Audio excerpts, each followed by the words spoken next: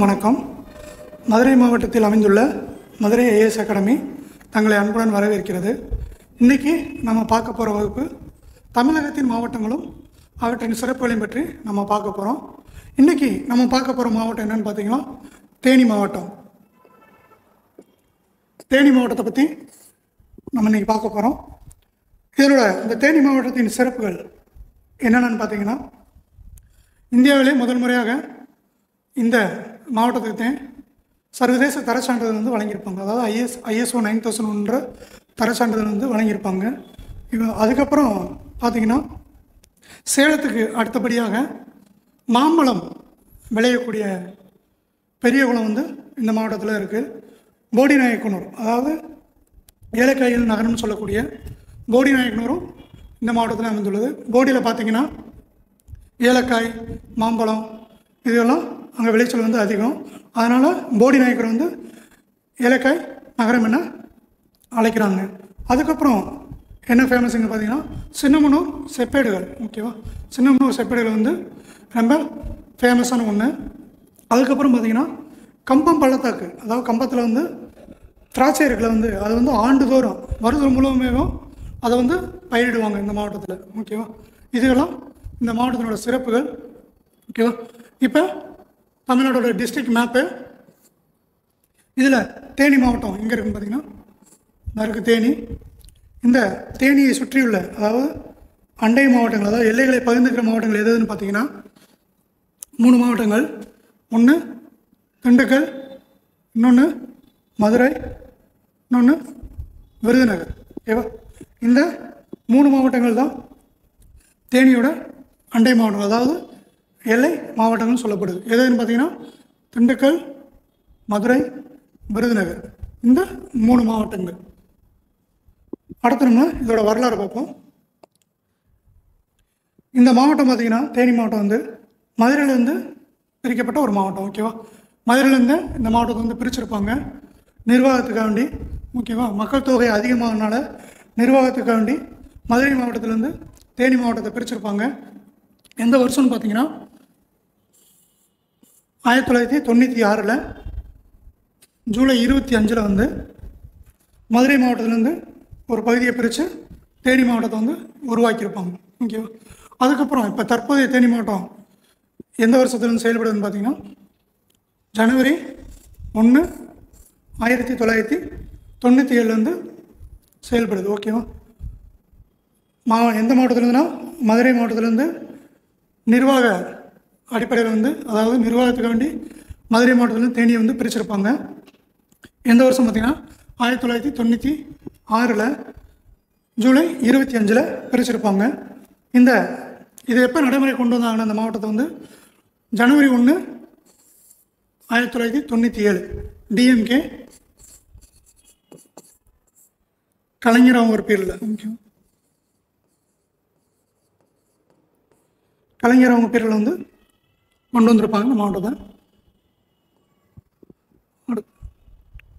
தேனி மாவட்ட நிர்வாகத்துக்கு முதலே சிறப்புகளை சொல்லியிருப்பேன். அந்த தேனி மாவட்டத்தின் சிறப்புகளே சொல்லியிருப்பேன்.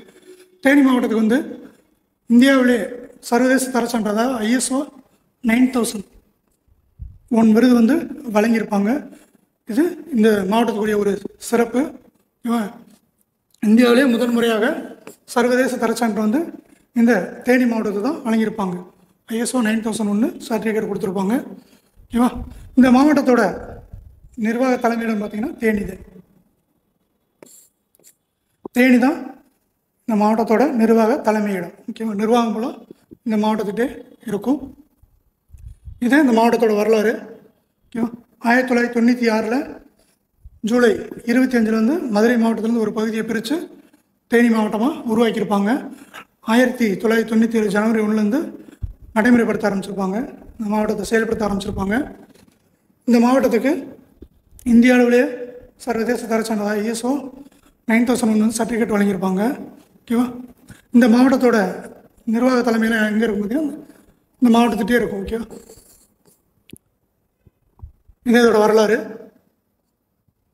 நெக்ஸ்ட்டு புவியியல் அமைப்பு. ஓகேவா, இந்த மாவட்டத்தோட புவியியல் அமைப்பு பற்றி பார்க்க போகிறோம். ஓகேவா, இம்மாவட்டத்தின் மொத்த பரப்பளவு பார்த்திங்கன்னா 3242.6 3 சதுர கிலோமீட்டர். ஓகேவா, 3242.3 சதுர கிலோமீட்டர் இந்த மாவட்டத்தோட மொத்த பரப்பளவு.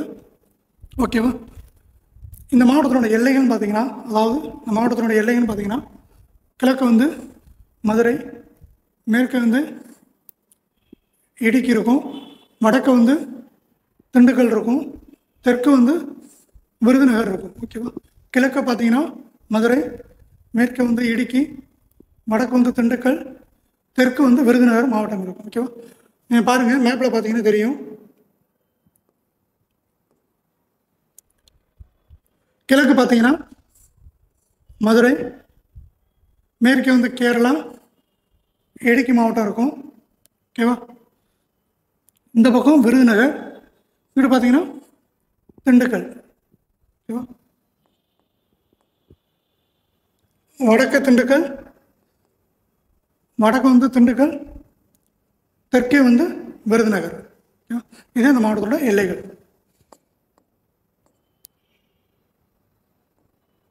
அடுத்து மாவட்டத்தம் தேனி மாவட்டத்தோட நிர்வாகம் பற்றி பார்க்க போகிறோம். தேனி மாவட்டத்தோட நிர்வாகம்னு எடுத்துக்கிட்டிங்கன்னா வருவாய் கோட்டம் பார்த்திங்கன்னா 2 இருக்கும், வருவாய் வட்டம் 5 இருக்கும், நகராட்சிகள் வந்து 6 இருக்கும், பேரூராட்சிகள் வந்து 22 இருக்கும், ஊராட்சி ஒன்றியங்கள் 8 இருக்கும், சட்டமன்ற தொகுதிகள் வந்து 4 இருக்கும், மக்களவை தொகுதி வந்து 1 இருக்கும். இவைகள் தான் இந்த மாவட்டத்தினோட நிர்வாக அமைப்பு. இதில் அந்த வருவாய் கோட்டம் 2 என்னென்னு பார்த்தீங்கன்னா, வருவாய் கோட்டம் 2 வந்து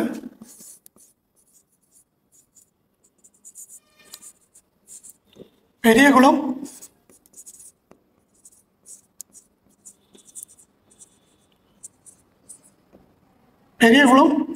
உத்தமபாளையம் வருவாய் கோட்டங்கள். இந்த வருவாய் வட்டம் பார்த்தீங்கன்னா 5 இருக்கும். வருவாய் வட்டம் 5 என்னென்னு பார்த்தீங்கன்னா,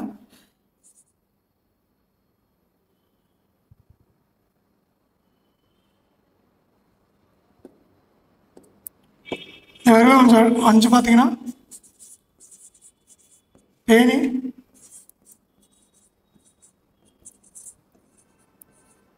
பெரியகுளம்,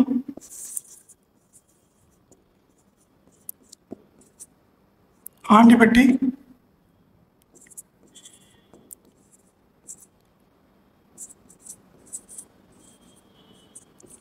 உத்தமபாளையம், போடிநாயக்கனூர்.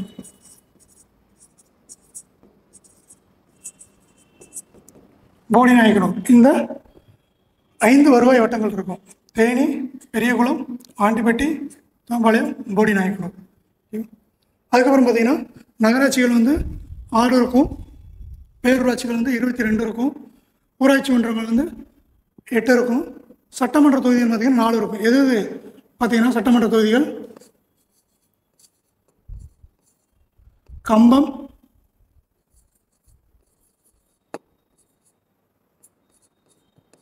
ஆண்டிப்பட்டி,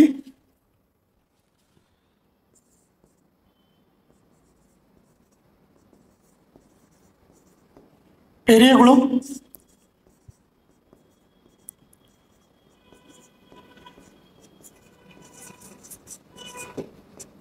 போடிநாயக்கனூர். ஓகேவா, சட்டமன்ற தொகுதிகள் 4 எதுன்னு பார்த்தீங்கன்னா கம்பம், ஆண்டிப்பட்டி, பெரியகுளம், போடிநாயக்கனூர். மக்களவை தொகுதின்னு பார்த்தீங்கன்னா தேனி.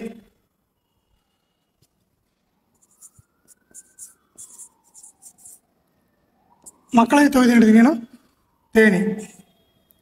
இது இந்த மாவட்டத்தோட நிர்வாக முறைகள். அதாவது வருவாய் கோட்டம் 2, வருவாய் வட்டம் 5, நகராட்சிகள் 6, பேரூராட்சிகள் 22, ஊராட்சி ஒன்றியங்கள் 8, சட்டமன்ற தொகுதி வந்து 4, மக்களவை தொகுதி வந்து 1. இதெல்லாம் பார்த்தாச்சு. ஓகே, இதெல்லாம் முக்கியமான ஒரு சொன்னல பெரியகுளம், போடிநாயக்கனூர், ஆண்டிப்பட்டி, கம்பம், உத்தமபாளையம், வருசநாடு. ஓகே, இதெல்லாம் முக்கியமான ஊர்கள். அடுத்து பார்த்தீங்கன்னா மக்கள் தொகை. இந்த தேனி மாவட்டத்தோட மொத்த மக்கள் தொகைன்னு எடுத்துக்கிட்டிங்கன்னா 2011 கணக்கெடுப்பு பண்ணி பார்த்தீங்கன்னா மொத்த மக்கள் தொகை வந்து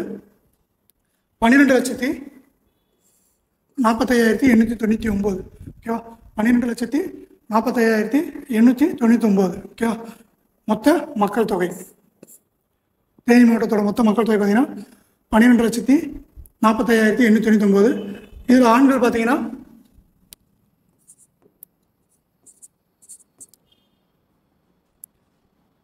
6,25,000.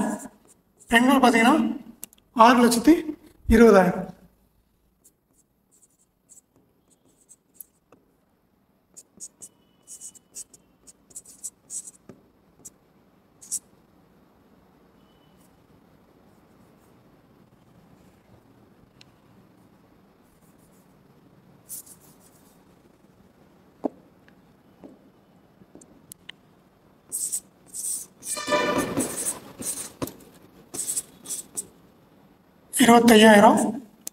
ஆண்கள்,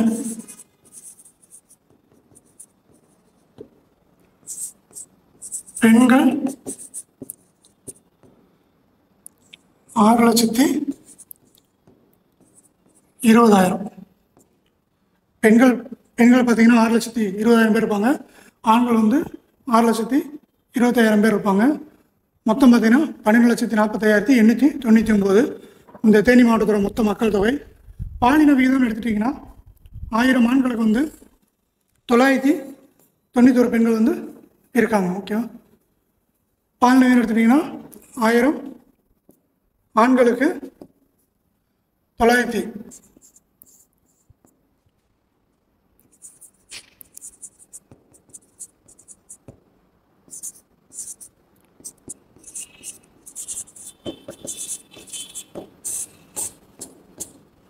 ஆண்களுக்கு 991 பெண்கள் இருக்காங்க. இந்த மாவட்டத்தோட மொத்த எழுத்தறிவு சதவீதம் பார்த்தீங்கன்னா 77.26% இருக்காங்க. ஓகேவா? மாவட்ட சராசரி எழுத்தறிவு பார்த்தீங்கன்னா 77.26. நம்மளோடது பார்த்தீங்கன்னா 80.1%. ஓகேவா? இது வந்து 996. இது வந்து 80.1%. அதுக்கடுத்து பார்த்தீங்கன்னா மக்கள் தொகை அடர்த்தி. நபர்கள் ஒரு சதுர கிலோமீட்டருக்கு 433 நபர்கள் இருக்காங்க. 433 நபர்கள் ஒரு சதுர கிலோமீட்டருக்கு. நம்மளது வந்து தமிழ்நாட்டோட பார்த்தீங்கன்னா 555 அடர்த்தி. ஓகேவா?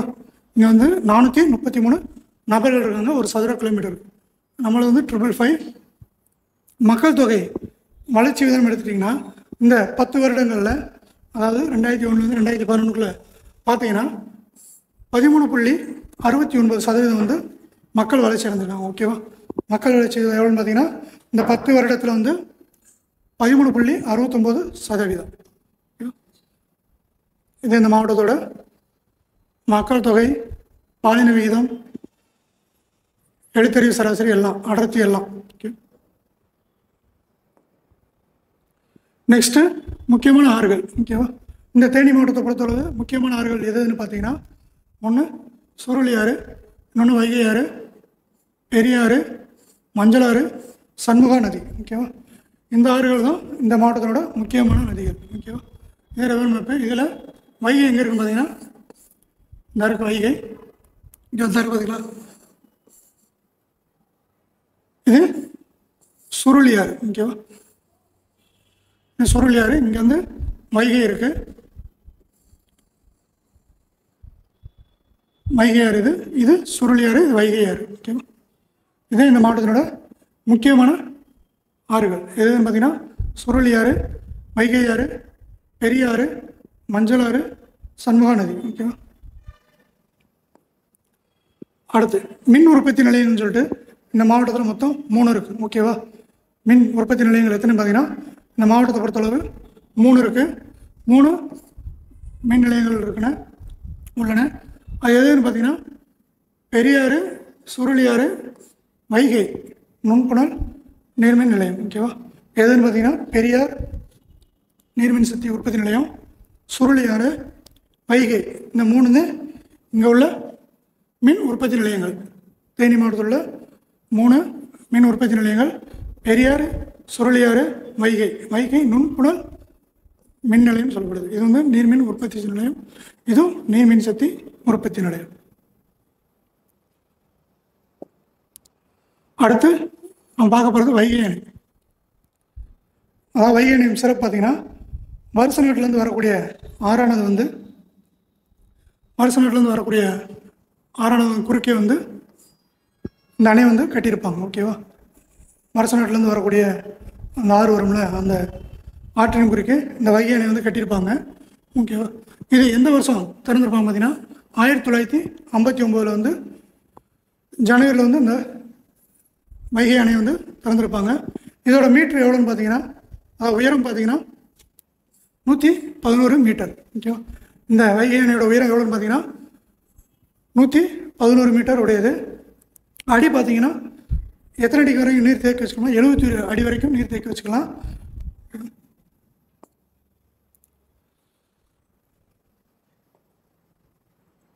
71 அடி வரைக்கும் நீரை வந்து தேக்கி வச்சுக்கலாம்.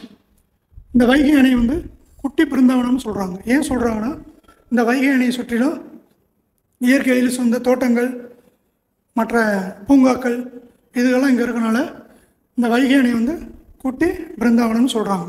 ஓகே, இது பார்த்தீங்கன்னா இந்த வைகை அணை பார்த்தீங்கன்னா வருஷ நாடு அந்த ஆற்றுலேருந்து வர தண்ணியை குறுக்கே வந்து இந்த வைகை அணை வந்து கட்டியிருப்பாங்க.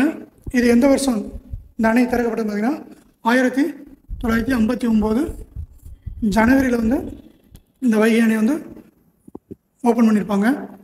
இதோட இந்த வைகை அணையோட உயரம் எவ்வளோ பார்த்தீங்கன்னா 111 மீட்டர் இருக்குது. ஓகேவா, அடி எந்த அளவுக்கு தண்ணி சேர்த்து வச்சுக்கலாம் பார்த்தீங்கன்னா 71 அடி வரைக்கும் தண்ணியை வந்து சேர்த்து வச்சுக்கலாம். 71 அடி வரைக்கும் நீரை வந்து சேர்த்து வச்சுக்கலாம். இந்த வைகை அணை வந்து குட்டி பிருந்தாவனம்னு சொல்கிறாங்க. ஏன்னா அங்கே இயற்கை சூழல் நீண்ட பூங்காக்கள் இதுகெல்லாம் தோட்டங்கள்லாம் இருக்கனால இது வந்து குட்டி பிருந்தாவனம்னு சொல்கிறாங்க. அடுத்து நாம் பார்க்க போகிறது சோத்துப்பாறை அணை. ஓகேவா, சோத்துப்பாறை அணை வந்து தேனிலேருந்து 24 கிலோமீட்டர் தொலைவில் வந்து இருக்கும். ஓகேவா, இது வந்து வராக ஆற்றின் குறுக்கே வந்து இந்த அணை வந்து கட்டியிருப்பாங்க. ஓகேவா, பெரிய இடத்துல பாயக்கூடிய வராக நதி ரொம்ப சிறப்பான நதி. இந்த நதியின் குறுக்கே வந்து இந்த அணை வந்து கட்டியிருப்பாங்க. தேனியிலேருந்து 24 கிலோமீட்டர் தொலைவில் வந்து இருக்கும். இதே அந்த அணை ஒரு சிறந்த சுற்றுலாத்தலமும் கூட. ஓகேவா, தேனியை பொறுத்தளவு, தேனி மாவட்டத்தை பொறுத்தளவு சிறந்த சுற்றுலாத்தலமும் இந்த சோத்துப்பாறை அணை. அது பார்த்திங்கன்னா முல்லை பெரியார் அணை. இந்த முல்லை பெரியார் அணையை வந்து யார் கட்டியிருப்பான்னு பார்த்தீங்கன்னா ஜான் பென்னிகோக் அவர் வந்து கட்டியிருப்பாங்க. ஓகேவா, இவர் ஜான் பென்னிகோக். கேரளாவில் பாயும் பெரியாற்றின் மீது கட்டப்பட்ட அணை வந்து இது. இந்த அணை வந்து கட்டியிருக்கிறது வந்து கேரளாவுக்கு சொந்தமான பகுதியில் வந்து இந்த அணையை வந்து கட்டியிருக்காங்க. ஓகேவா, இந்த அணை பார்த்திங்கன்னா தமிழகத்துக்கும் கேரளாவுக்கும் இடையில் வந்து இந்த அணை வந்து இருக்கும். ஓகேவா, தமிழ்நாட்டுக்கும் கேரளாவுக்கும் இடையில் வந்து இந்த அணை வந்து கட்டியிருக்கோம். இந்த இடம் வந்து சொன்னல கேரளாவுக்கு வந்து இந்த இடம் சொந்தமானதுன்னு சொல்லியிருப்பாங்க. இந்த 1895 வந்து பென்னிகோக் என்ற ஆங்கிலர் வந்து இந்த அணையை வந்து கட்டியிருப்பாங்க. ஓகேவா, பென்னிகோக் யாருன்னு பார்த்தீங்கன்னா கர்னல் ஜான் பென்னிகோக், இங்கிலாந்துக்காரரு. இவர் தான் இந்த முல்லை பெரியார் அணையை வந்து கட்டியிருப்பாங்க. 1882 வந்து 1882 வந்து ஆங்கிலர் வந்து இந்த அணையை கட்டுறதுக்கு வந்து பெர்மிஷன் கொடுப்பாங்க. ஓகேவா, 1884 வந்து இந்த அணையை கட்டுறதுக்கு வந்து ஒரு வரவு டிராஃப்ட், அதாவது செலவு எவ்வளோ ஆகும் அப்படின்னு சொல்லிட்டு ஒரு டிராஃப்ட் இது பண்ண சொல்லுவாங்க. ஓகேவா, செலவு எவ்வளோ வரும்னு இது பண்ண சொல்லுவாங்க. அதை வந்து இந்த 1884 வந்து சப்மிட் பண்ணுவாங்க. ஓகேவா, இந்த அணைக்கு இவ்வளோ செலவாகும்னு சொல்லிட்டு இது பண்ணுவாங்க. அதுக்கப்புறம் பார்த்திங்கன்னா இந்த அணை இந்த அணைக்கு வந்து ஆங்கிலேயர் வந்து ஒரு குறிப்பிட்ட தொகையை வந்து ஒதுக்கியிருப்பாங்க. ஓகேவா? அந்த தொகையில் இந்த பென்னிகுக் அவர்கள் இந்த அணையை கட்ட ஆரம்பிப்பாங்க. ஓகேவா?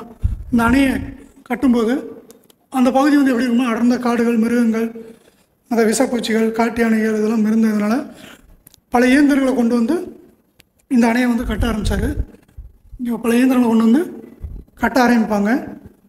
கட்ட ஆரம்பிக்கிறப்ப திடீர்னு வெள்ளம் இதெல்லாம் வந்துடும்.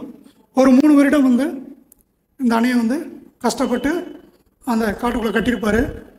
அந்த புயல் மழை வெள்ளத்தினால வந்து அந்த 3 வருடம் கஷ்டப்பட்டு கட்டின அந்த அணை வந்து புயல் வெள்ளத்தில் வந்து அடிச்சுட்டு போயிடும். அடிச்சுட்டு போய் கட்டினதெல்லாம் வேஸ்ட்டாக போயிடும். அதுக்கு எவ்வளோ பார்த்தீங்கன்னா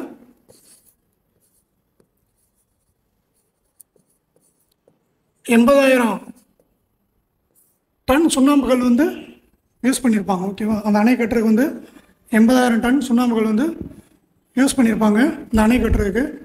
அந்த 3 வருஷம் கஷ்டப்பட்டு கட்டியிருப்பாங்க அந்த அணை.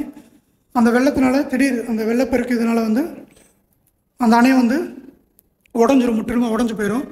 அதுக்கப்புறம் இவர் போய் ஆங்கிலேயர்கிட்ட போய் திருப்பி ஃபண்டு கேட்பாங்க. இல்லை தர முடியாதுன்னு சொல்லிட்டு ஆங்கிலேயர்கள் வந்து சொல்லிடுவாங்க. அதுக்கப்புறம் இந்த கர்னல் ஜான் பென்னிகுக் என்ன பண்ணுவாங்கன்னா அவரோட நாடான இங்கிலாந்துக்கு சென்று அங்கே இருக்க அவரோட சொத்து பத்து எல்லாத்தையுமே விற்றுருவாங்க. சொத்து பத்து எல்லாத்தையும் விற்று கொண்டு வந்து இந்த டேம் வந்து கட்டி கொடுப்பாங்க. ஓகேவா? முல்லைப்பெரியார் டேம் வந்து கட்டி கொடுப்பாங்க. அதனாலேயே இவரை பாராட்டும் விதமாக வந்து கூடலூர், கம்பம் பக்கத்தில் இருக்க கூடலூர் அருகே வந்து இவருக்கு வந்து மணிமண்டபம் கட்டியிருப்பாங்க. ஓகேவா? இவர் கட்டி கொடுத்தனால இவரை கௌரவப்படுத்தும் விதமாக இவருக்கு வந்து மணிமண்டபம் கட்டியிருப்பாங்க கூடலூரில். அங்கே வந்து பார்த்திங்கன்னா வருஷம் இவருக்கு வந்து விழா மாதிரி எடுத்து கொண்டாடுவாங்க. ஓகேவா? பொங்கல் வைத்தல், முளைப்பாரி எடுத்தல், ஒரு திருவிழா மாதிரி இவருக்கு வந்து கொண்டாடுவாங்க. இப்போ புதுசாக கட்டின பேருந்து நிலையத்துக்கு வந்து இவரோட பேரே வச்சுருப்பாங்க. தேனி புது பேருந்து நிலையத்துக்கு வந்து இந்த கர்னல் ஜான் பென்னிகுக் அவருடைய பேருந்து நிலையத்துக்கு வந்து அவர் பேர் தான் வச்சுருப்பாங்க. ஓகேவா? இவர் வந்து இங்கிலாந்துக்கு போயிட்டு அவரோட சொத்து பத்துக்கெல்லாம் விற்றுட்டு வந்துடுவாங்க. வந்ததுக்கப்புறம் ஃபஸ்ட்டு எடுத்தோடனே 155 அடி, அதாவது 155 அடி வந்து உடனே கட்ட மாட்டாங்க. 2 வருஷத்துக்கு ஒரு தடவை ஒவ்வொரு அடியாக கொஞ்சம் கொஞ்சமாக கட்டுவாங்க. அது எப்போ பார்த்தீங்கன்னா 1893 வந்து 60 அடியாக ஆக்குவாங்க. 60 அடி வரைக்கும் கட்டுவாங்க 1893. 1894 90 அடி ஆக்குவாங்க. 1894 வந்து 90 அடி ஆக்குவாங்க. 1895 தான்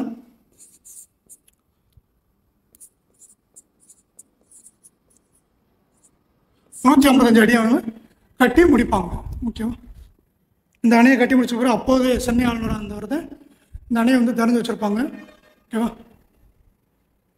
பென்லாக் பிரபுன்னு சொல்லிட்டு ஒருத்தர் திறந்து வச்சுருப்பாங்க, அப்போதைய சென்னை ஆளுநர். இதோட நான் சொன்ன 1895 அவர் அந்த 155 அடியை வந்து கட்டி முடித்து திறந்து வச்சுருப்பாங்க. ஓகேவா? எவ்வளோ கொள்ளளவு டிஎம்சின்னு பார்த்தீங்கன்னா 15.5 டிஎம்சி வந்து இது. எத்தனை அடி உயரம் பார்த்தீங்கன்னா 155 அடி உயரம். ஓகேவா? டேம் கட்டியிருப்பாங்க. கீழே வந்து டேம் கீழே பார்த்தீங்கன்னா 18 அடி ஆழத்துக்கு வந்து அந்த டேம் கீழே வந்து கட்டியிருப்பாங்க. மேலே வந்து 4, ஓகேவா, 4 இதில் 4 அடியில் வந்து நீளத்தை வந்து ஒரு சுவர் எழுப்பியிருப்பாங்க. ஓகேவா?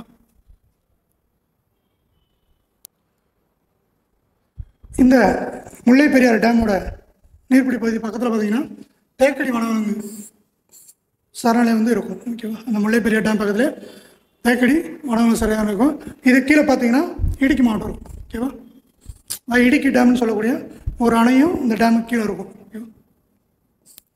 இந்த நீரானது வந்து அரபிக்கடலில் போய் கலக்குது. மேற்கு நோக்கி போய் அரபிக்கடலில் போய் கலக்கும். இந்த முல்லை பெரியார் டேம் அந்த நீரால் வந்து எத்தனை மாவட்டங்கள் வந்து விவசாய நிலத்துக்கு பயன்படுதுன்னு பார்த்தீங்கன்னா மொத்தம் 5 மாவட்டங்கள் வந்து விவசாய நிலத்துக்கு வந்து அது வந்து யூஸ் ஆகுது. எதுன்னு பார்த்தீங்கன்னா தேனி, திண்டுக்கல், மதுரை, சிவகங்கை, ராமநாதபுரம் இந்த அந்த மாவட்டத்துக்கு வந்து இந்த முல்லை பெரியாறு நீர் வந்து விவசாயத்துக்கு பயன்படுது. ஓகேவா? எத்தனை ஏக்கர் பரப்புன்னு பார்த்தீங்கன்னா நிலம் வந்து பார்த்தீங்கன்னா 2,08,000 ஏக்கர் விவசாய நிலத்துக்கு வந்து இந்த நீரானது வந்து பயன்படுது. 5 டிஸ்ட்ரிக்ட். ஓகேவா? தேனி, திண்டுக்கல், மதுரை, சிவகங்கை, ராமநாதபுரம், இந்த 5 டிஸ்ட்ரிக்ட் வந்து இந்த நீரானது வந்து பயன்படுது. ஓகே. இதே முல்லை பெரியார் அணையோட வரலாறு எங்கே ஆரம்பிக்கும் பார்த்தீங்கன்னா மேற்கு தொடர்ச்சி மலை தொடங்கி கேரளாவில் போயும் பெரியாற்றின் குறுக்கே வந்து இந்த அணை வந்து கட்டப்பட்டிருக்கும். ஓகேவா? இந்த அணையோட அடியோളം பார்த்தீங்கன்னா 155. ஓகேவா? அது ஒவ்வொரு வருடமும் 893 வந்து 60 அடியாகவும், 894 வந்து 90 அடியாகவும், 895 அதை முழுமையாக கட்டி முடிச்சிருப்பாங்க 155 அடியாக. ஓகேவா? அப்போதைய சென்னை ஆளுநர் வந்து இந்த அணையை வந்து திறந்து வச்சுருப்பாங்க. இந்த அணை கீழே வந்து இடுக்கி அணைன்னு சொல்லக்கூடிய இன்னொரு டேமும் ரொம்ப ஃபேமஸானது ஒன்று இருக்குது. அது வந்து பார்த்திங்கன்னா அந்த தேக்கடி வனவிலங்கு சரணாலயம் வந்து இந்த பகுதியிலே இருக்குது. இங்கே இந்த நீரானது வந்து மேற்கு நோக்கி பாஞ்சு அரபிக்கடலில் போய் கலந்துரும். அடுத்து பென்னிகுக் மணிமண்டபம். அந்த முல்லை பெரியார் டேம் கட்டியிருப்பாங்களே கர்னல் ஜான் பென்னிகுக், அவரை கௌரவப்படுத்தும் விதமாக இந்த பென்னிகுக் மணிமண்டபம் வந்து கட்டியிருப்பாங்க. எங்கேன்னு பார்த்தீங்கன்னா கூடலூர் பக்கத்தில். ஓகேவா?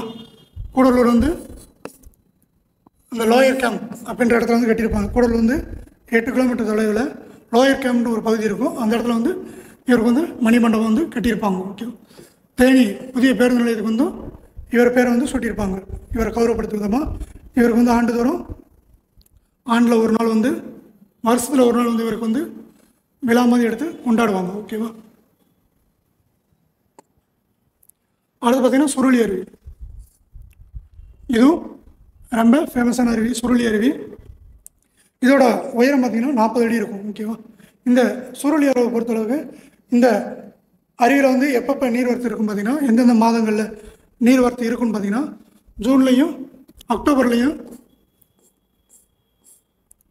இந்த மாதங்களில் இந்த அருவிக்கு வந்து நீர்வரத்து வந்து அதிகமாக இருக்கும். ஓகேவா? நீர்வரத்து அதிகமாகும். இந்த அருவியை பற்றி இளங்கோவடிகள் வந்து அவருடைய இளங்கோவடிகள் காப்பியமான சிலப்பதிகாரத்தில் வந்து இந்த அருவியை பற்றி சொல்லியிருப்பாங்க. ஓகேவா? சுருளி அருவி 40 அடி உயரம் கொண்டது. ஓகேவா? இந்த அருவிக்கு வந்து ஜூன்லேருந்து அக்டோபர் முதல் வந்து நீர்வரத்து வந்து அதிகமாக இருக்கும். இந்த அருவியோட சிறப்பை பற்றி இவர் இளங்கோவடிகளார் வந்து அவருடைய சிலப்பதிகார காப்பியத்தில் வந்து இவர் இந்த சிறப்பை பற்றி சொல்லியிருப்பார், இந்த அருவியோட சிறப்பை பற்றி. ஓகேவா? அடுத்து பார்த்தீங்கன்னா சின்னமனூர் செப்பேடுகள். ஓகேவா? இதுவும் இங்கே ரொம்ப ஃபேமஸானது. 2 கோயில் இருக்கும். பூலாநந்தீஸ்வரர் கோயில்னும் லக்ஷ்மி நாராயண பெருமாள் கோயிலும் 2 கோயில் இருக்கும். இந்த கோயில் அருகே வந்து இந்த செப்பேடுகளை வந்து கண்டெடுத்திருப்பாங்க. ஓகேவா? இந்த கோயிலை வந்து யார் தானமாக வழங்கியிருப்பாங்கன்னா ராஜசிம்மன்ற ஒரு மன்னன் வந்து தானமாக வழங்கியிருப்பாங்க. இங்கே வந்து இந்த வட்டெழுத்துக்கள் செப்பேடுகள்லாம் இருக்குல்ல, அது வந்து இங்கே வந்து இந்த பகுதியில் வந்து அதிகமாக கிடைச்சதுன்னு சொல்லியிருக்காங்க. ஓகேவா? வட்டெழுத்துக்களும் 7 பெரிய செப்பேடுகளும் 3 சிறிய செப்பேடுகள் வந்து இந்த பகுதியில் வந்து அதிகமாக கிடைச்சிருக்குன்னு சொல்கிறாங்க. இதற்கு முன்பு இந்த சின்னமனூர் வந்து எந்த மாதிரி அழைச்சிருப்பாங்கன்னா அரிகேசரி நல்லூர்னு பேர் வச்சுருப்பாங்க. ஓகேவா? இந்த சின்னமனூருக்கு முதல் என்ன பேருன்னு கேட்டிங்கன்னா அரிகேசரி நல்லூர்ன்ற பேர் வச்சுருப்பாங்க. ஓகேவா? இந்த பூலாநந்தீஸ்வரர் கோயிலும் இந்த லக்ஷ்மி நாராயண பெருமாள் கோயிலுக்கு அருகே தான் இந்த செப்பேடுகள் வந்து கண்டுபிடிக்கப்பட்டிருக்கும். இந்த கோயிலை யார் தானமாக வழங்கியிருப்பாங்கன்னா ராஜசிம்மன்ற ஒரு மன்னன் வந்து தானமாக வழங்கியிருப்பாங்க. ஓகேவா? இந்த செப்பேடுகளும் வட்டெழுத்துக்கள் வந்து இந்த பகுதியில் வந்து அதிகமாக வந்து கிடச்சிருக்குன்னு சொல்கிறாங்க. ஓகேவா? இந்த ஊருக்கு முன்னாடி எப்படி பேர் இருக்கும்னா அரிகேசரி நல்லூர்ன்ற பேர் வழங்கப்பட்டிருக்கும். ஓகேவா? சின்னமனூர் செப்பேடு. அடுத்து பார்த்தீங்கன்னா நியூட்ரினோ ஆய்வு மையம். நியூட்ரினோ ஆய்வு மையம் தேனி மாவட்டத்தில் தேவாரம் பக்கத்தில் பொட்டிபுரம்னு சொல்லக்கூடிய ஒரு ஊரில் வந்து இந்த ப்ராஜெக்ட் வந்து ஸ்டார்ட் பண்ணுவாங்க. 2017 ஓகேவா? 2017 ஸ்டார்ட் பண்ணுற மாதிரி இருந்துச்சு. நிறையா பிரச்சனைகள் வரும். ஓகேவா. இந்தியாவில் இந்த சென்ட்ரல் கவர்மெண்ட் இந்தியாவில் போய் எவ்வளவோ இடங்களில் போய் இந்த நியூட்ரினோ துகள் ஆராய்ச்சிக்கு வந்து இடங்கள் பார்த்துருப்பாங்க. அந்த துகள்கள் வந்து அதிகமாக எங்கேயுமே இல்லாதனால தேனி மாவட்டத்தை சூஸ் பண்ணப்போ அந்த துகள்கள் வந்து அதிகமாக வந்து இந்த நியூட்ரினோ துகள்கள் அதிகமாக வந்து தேனி மாவட்டத்தில் பொட்டிபுரம்ன்ற ஊரில் வந்து அந்த நியூட்ரினோ துகள் வந்து அதிகமாக காணப்பட்டனால இந்த ப்ராஜெக்டை வந்து இங்கே பண்ணலாம் அப்படின்னு சொல்லிட்டு முடிவு பண்ணாங்க 2015. ஓகேவா. அந்த மலை வந்து 1.3 கிலோமீட்டரு அப்புறம் 2.5 கிலோமீட்டருக்கு அடியாரத்தில் ஒரு சுரங்கத்தை அமைச்சு அந்த மலையை தோண்டி எடுத்து அந்த நியூட்ரினோ துகளை வந்து டெஸ்ட் பண்ண போகிறாங்க. ஓகேவா. இதுக்கு வந்து நிறையா அந்த சுற்றி இருக்க கிராம மக்கள்லாம் சுற்றி இருக்க ஊர் மக்கள்லாம் ரொம்ப எதிர்ப்பு தெரிவித்து ரொம்ப பிரச்சனையாச்சு இந்த ப்ராஜெக்ட்டுக்கு. இப்பயும் போய்கிட்டு இருக்கு இந்த ப்ராஜெக்ட்டுக்கு பிரச்சனை, இன்னும் முடியலை.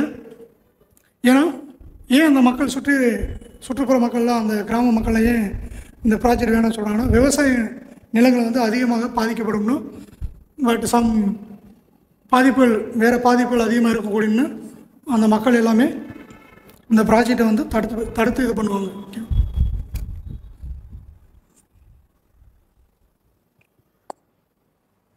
இதே அந்த நியூட்ரினோ ப்ராஜெக்ட் அமைக்கப்பட்ட இடம். ஓகேவா. இதே அந்த மலை, இந்த மலைக்கிறது சுரங்கம் மாதிரி தோன்றுறாங்க. ஓகேவா. சொன்னையில் 1.3 கிலோமீட்டர்லேருந்து 2.5 கிலோமீட்டர் வரைக்கும் சுரங்கம் மாதிரி அமைச்சு அந்த நியூட்ரினோ துகளை வந்து ஆராய்ச்சி பண்ண போகிறாங்க. அடுத்து மேகமலை, தேனி மாவட்டத்தோட சிறந்த ஒரு முக்கியமான சுற்றுலாத்தலம் இந்த மேகமலை. தேனி மாவட்டத்துக்கு போனீங்கன்னா கண்டிப்பாக இந்த பிளேஸுக்கு போய் பாருங்கள். ஓகேவா. மேகமலை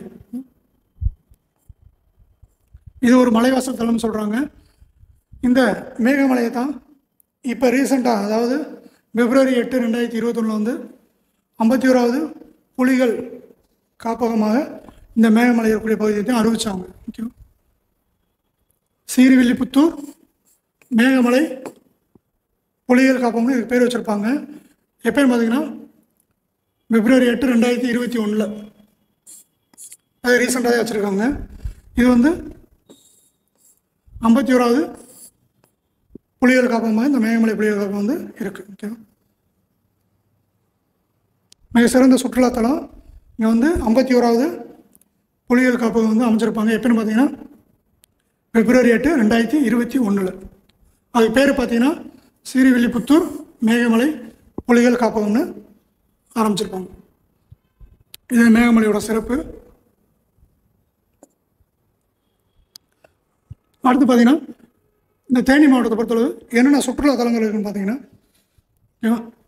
வைகை அணை இருக்கும், முல்லை பெரியார் அணை, சோத்துப்பாறை அணை, சுருளி நீர்வீழ்ச்சி, கும்பக்கரை அருவி, மேகமலை, வெள்ளிமலை, போடிமெட்டு, சின்ன சுருளி அருவி. ஓகேவா.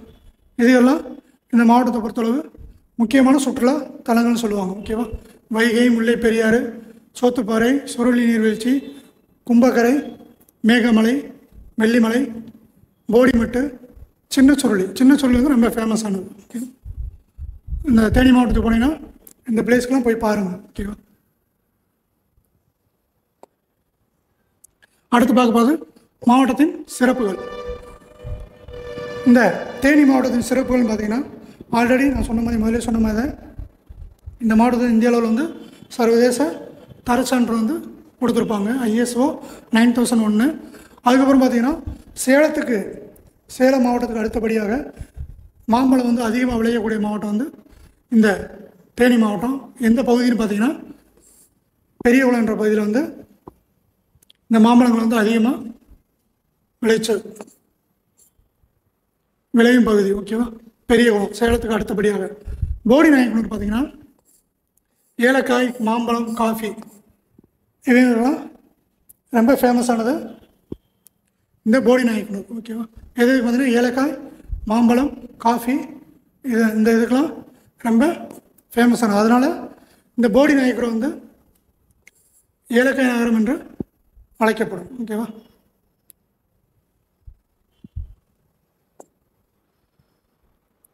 அதுவும் இல்லாமல் தமிழக கேரளா எல்லையில் பார்த்திங்கன்னா புகழ்பெற்ற கண்ணகி கோயில் ஒன்று இருக்கும். ஓகேவா, கண்ணகி கோயில் வந்து தமிழக கேரள எல்லை பகுதியில் வந்து இருக்கும். சித்ரா பௌர்ணமி வருஷத்துக்கு ஒரு நாள் வந்து கும்பிடுவாங்க. அந்த கோயிலில் திருவிழா மாதிரி கும்பிடுவாங்க. சித்ரா பௌர்ணமி அன்னைக்கு மட்டும்தான் இந்த கோயில் வந்து நடை வந்து திறந்திருக்கும். ஓகேவா, இது ரொம்ப ஃபேமஸான கோயில். இந்த கோயிலுக்கு இன்னொரு பேர் பார்த்திங்கன்னா மங்களாதேவி கோயில்னு சொல்லுவாங்க. ஸ்ரீ மங்களாதேவி கோயில்னு சொல்லுவாங்க. இந்த கோயிலுக்கு இன்னொரு பேர். இன்னொரு சிறப்பு பார்த்திங்கன்னா இந்தியாவிலே சனி பகவானுக்கு என்று தனியாக ஒரு கோயில் வந்து இந்த மாவட்டத்தில் இருக்கும். எந்த இடத்துல பார்த்திங்கன்னா குச்சனூர் என்ற ஒரு பகுதியில் வந்து இருக்கும். இந்த கோயில் வந்து சுயம்பாவே உருவானு சொல்லுவாங்க. ஓகேவா, ரொம்ப சக்தி வாய்ந்த கோயில் இந்த சனீஸ்வர பகவான். ஓகேவா, குச்சனூரில் இருக்கும். தேனியிலேருந்து 12 கிலோமீட்டர் தொலைவில் இருக்கும். 12 கிலோமீட்டர் தொலைவில் இருக்கும். இந்த கோயில் வந்து எந்த நதி பக்கத்தில் இருக்கும் பார்த்தீங்கன்னா சுரபி என்று சொல்லக்கூடிய அந்த நதிக்கரையில் வந்து அமைஞ்சிருக்கும் இந்த கோயில். ஓகேவா, இந்தியாவிலே சனீஸ்வர பகவானுன்னு சொல்லிட்டு தனியாக ஒரு கோயில் இருக்கும். அது எங்கே பார்த்தீங்கன்னா தேனி மாவட்டத்தில் குச்சனூரில். ஓகேவா, தானாக சுயம்பா உருவாக கோயில்னு சொல்லுவாங்க. ஓகேவா, இது எந்த ஆற்றின் அமைஞ்சிருக்கு பார்த்தீங்கன்னா சுரபி ஆற்றின் கரையில் வந்து அமைஞ்சிருக்கும்.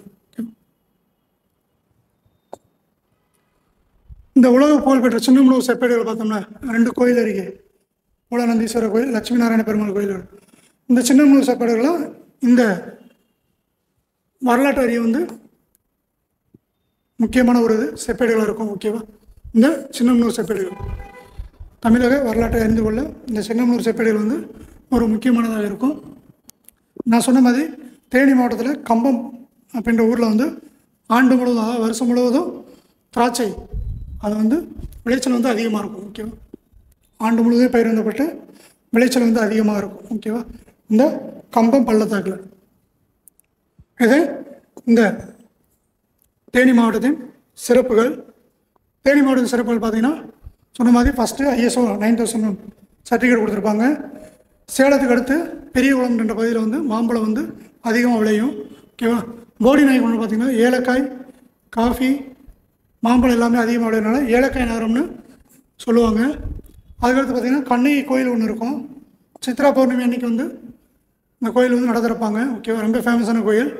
இந்த கோயிலுக்கு இன்னொரு பேர் என்ன பார்த்தீங்கன்னா ஸ்ரீ மங்களாதேவி கோயில் என அழைக்கப்படும். இந்தியாவிலே சனி பகவானுக்குன்ற தனி கோயில் வந்து இந்த மாவட்டத்தில் இருக்கும். எந்த இடம் பார்த்திங்கன்னா குச்சனூர். ஓகேவா, குச்சனூர் என்ற இடத்துல இருக்கும். எந்த நதிக்கு பக்கத்தில் பார்த்திங்கன்னா சுரபி என்று சொல்லக்கூடிய நதிக்கு பக்கத்தில் இருக்கும்.